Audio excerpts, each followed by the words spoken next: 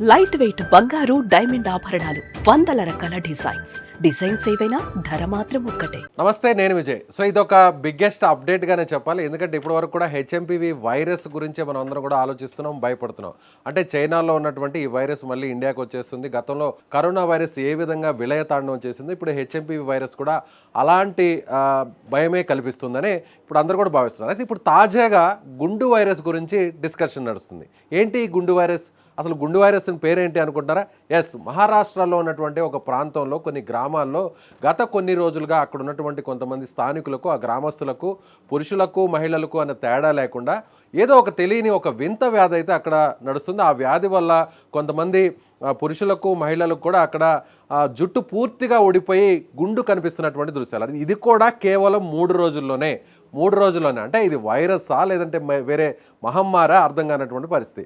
ముఖ్యంగా ఇది మహారాష్ట్రలోని షెగావ్ ప్రాంతంలో ఉన్న ఆ తాలూకా ప్రాంతంలో ఉన్నటువంటి బుల్దానాలోను, అదేవిధంగా బోన్గావ్, కలవాడ్, హింగానా ఈ ప్రాంతాలకు దగ్గరగా ఉన్నటువంటి గ్రామాల్లో గత కొన్ని రోజుల నుంచి కూడా ఏదో ఒక తెలియని వింత వైరస్ అక్కడ వ్యాప్తి చెందుతోంది అని అక్కడ గ్రామస్తులందరూ కూడా భయపడుతున్నారు. ఈ వైరస్ వచ్చిన తర్వాత మొదట తల మీద ఉన్నటువంటి వెంట్రుకల మధ్యలో కొంత దురద రావడం, ఆ దురద వచ్చిన వెంటనే పక్క రోజుటికి కొంత జుట్టు కూడా రాలిపోవడం, ఆ తర్వాత రెండో రోజు పూర్తిగా బట్టతల ఏ విధంగా వస్తుందో ఆ విధంగా బట్టతల వచ్చిన విధంగా రెండో రోజున తల వెంట్రుకలన్నీ కూడా సగం ఊడిపోయేటువంటి పరిస్థితి. ఇక 3వ రోజున పూర్తిగా గుండు ఏ విధంగా చేసుకుంటే కనిపిస్తుందో అలా ఒక్క వెంట్రుక కూడా లేకుండా పూర్తిగా జుట్టంతా కూడా ఊడిపోయి గుండుగా మారిపోతున్నటువంటి పరిస్థితి కనిపిస్తుంది. ఇది మహారాష్ట్రలోని కొన్ని గ్రామాల్లో మహిళలకు జుట్టు పొడవుగా ఉన్నా కూడా, శిరోజాలు పొడవుగా ఉన్నా కూడా ఈ వైరస్ రావడం వల్ల కేవలం 3 రోజుల్లోనే మొత్తం గుండు చేసుకుంటే ఏ విధంగా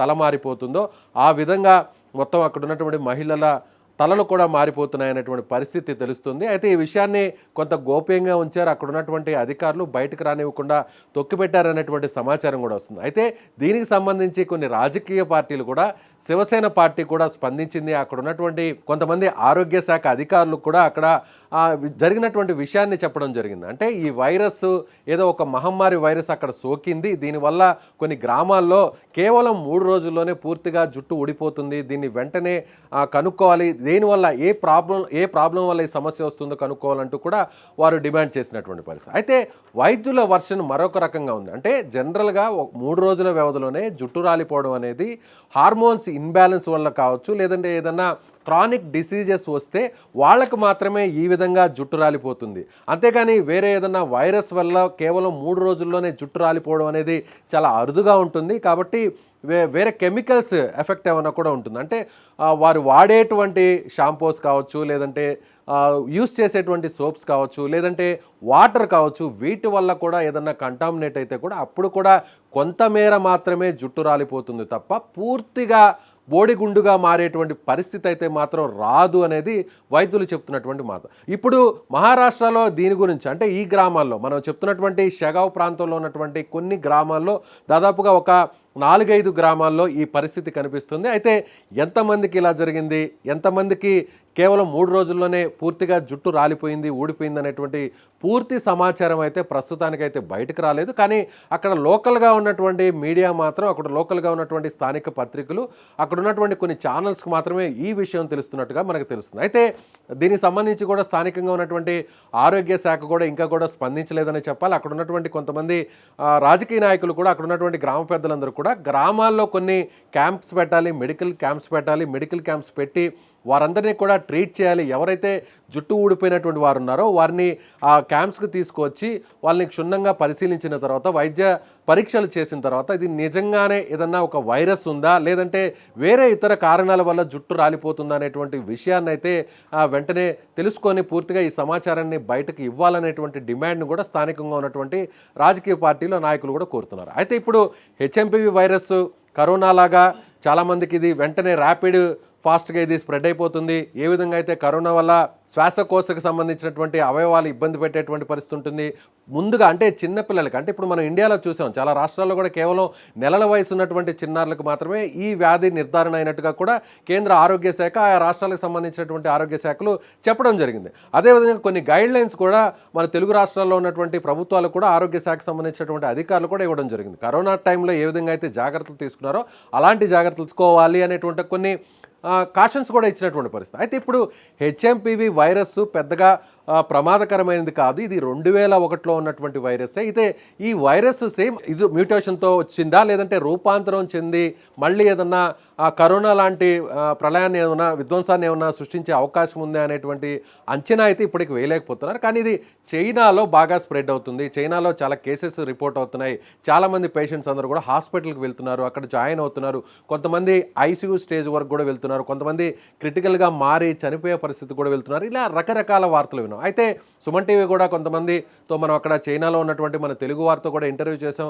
ఇక్కడ ఎలాంటి లాక్డౌన్స్ కానీ ఎలాంటి క్వారంటైన్స్ కానీ కనీసం మాస్క్ను కూడా ధరించడం లేదు అనేటువంటి విషయాన్ని ప్రపంచానికి సుమన్ టీవీ ద్వారా కూడా మనం కూడా చెప్పినటువంటి పరిస్థితి. అయితే హెచ్ఎంపివి వైరస్ చైనాలో అంత భయానకమైనటువంటి స్థితిలో లేదు. ఫ్లూయెంజా వైరస్ ఏదైతే ఫ్లూ వచ్చినటువంటి సిమ్టమ్స్ ఉంటాయో అలాంటి సిమ్టమ్స్ మాత్రమే ఉన్నాయి, కేవలం జలుబు, జ్వరం, దగ్గు లాంటివి మాత్రమే ఉన్నాయి తప్ప ఇది ప్రాణాంతకంగా మారేటువంటి పరిస్థితి లేదు అనేటువంటి విషయాన్ని కూడా అక్కడ ఉన్నటువంటి చైనీస్ కూడా మనతో సుమన్ టీవీ ద్వారా వీక్షకులకు చెప్పినటువంటి పరిస్థితి. అయితే ఇప్పుడు హెచ్ఎంపివి వైరస్ గురించి ఎక్కడా కూడా పెద్దగా భయపడాల్సినటువంటి అవసరం లేదు. కేసుల సంఖ్య పెరిగినా కూడా ఇది ప్రాణాంతకమయ్యేటువంటి పరిస్థితి లేదు. గతంలోనే ఈ వైరస్ అందరికీ కూడా వచ్చిపోయి ఉంటుంది.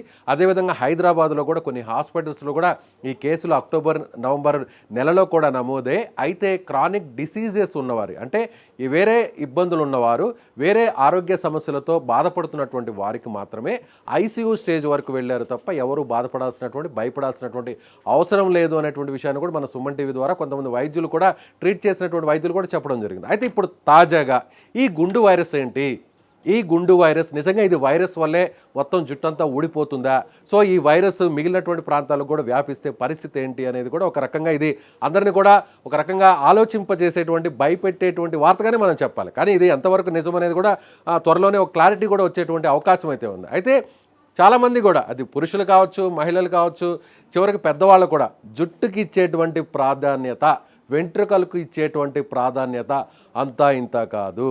తమ బ్యూటీ మీద, అంటే తమ అందానికి ఇచ్చేటువంటి ప్రయారిటీలో ప్రధానంగా ఇచ్చేటువంటి ప్రయారిటీ ఎవరైనా సరే, పురుషులైనా మహిళలైనా జుట్టుకి చాలా ప్రాధాన్యత ఇస్తారు. చాలామంది గుండు చేసుకోవడాన్ని చాలా నామోషిగా ఫీల్ అవుతారు, కేవలం దేవుడు మొక్కుల కోసమే గుండు చేసుకుంటారు. అలాంటిది ఒక వైరస్ సోకి పూర్తిగా 3 రోజుల్లోనే గుండె అయిపోతుందంటే ఇది అందరినీ కూడా ఒక రకంగా భయపెట్టేటువంటి వార్తగానే మనం చెప్పవచ్చు. అయితే దీనికి సంబంధించి కూడా హెల్త్ డిపార్ట్మెంట్ ఎలా రియాక్ట్ అవుతుందో, ఇది వాస్తవమేనా, ఈ వార్త నిజమేనా కాదా అనేది కూడా సో తొందరలోనే ఒక క్లారిటీ ఇచ్చేటువంటి అవకాశం ఉంది. సో మీరేమనుకుంటున్నారు గుండు వైరస్ గురించి?